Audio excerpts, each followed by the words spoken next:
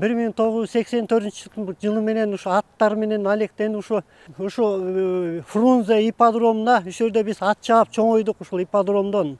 Ушул аттардын артынан мен ушу Москвага чейин барып тренерский школаны бүтүрүп, Рязанский область конёвство ВНИИКте иштеп, тренерский окууну бүтүрүп келгем.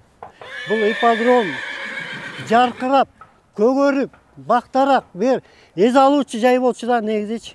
Каждый суббота, воскресенье сайын бер ат чабыш болчу, гладкий скачкалер.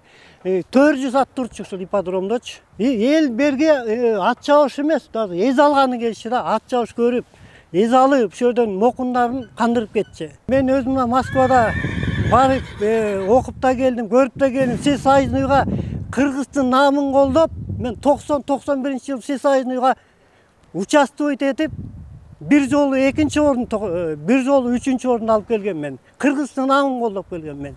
Биз ойлогонбуз, ипподром будущем жаркыраган, ушундай эле Россиядагыдай ипподром болот деп. Ушул ипподром өнүгөт, өсөт деп.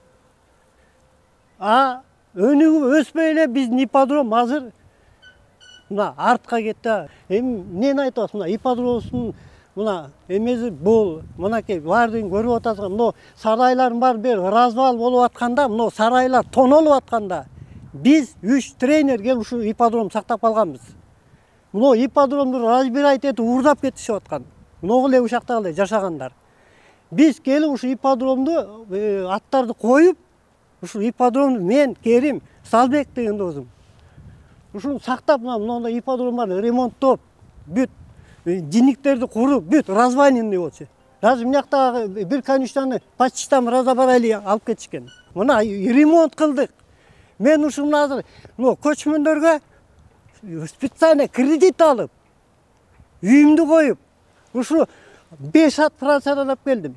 Ушу көчмөндөргө чабайын деп. Эми кана биз Кыргыздын намын ким колдойт, биз колдобозок. Эми муну күлүк боюнча. Мына Казакстанда да мен 7 жыл саяпкер болуп иштеп жүрдүм. Назарбаевдин аттарын дайындадым. Ар бир областта азыр жапжаң ипподромдор. Любой жер. Чымкентте мен 7 жыл ат чаптым.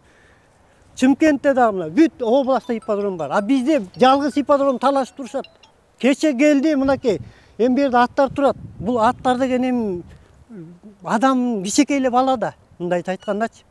Биз эмчектеги эле бала да. Сууду өчүрүп кетишти. Светти кыркып кетти. Это издевательство на животном да, болчу. Бул мэриянын адамдары келип алыпчы мына. Сууну өчүрүп, светтин баарын өчүрүп ушундай кылышып атат да. Эми бул эмне деген шумдук, бул эмне деген? Бул аттар бул деген эми адамды бизи карап турат да.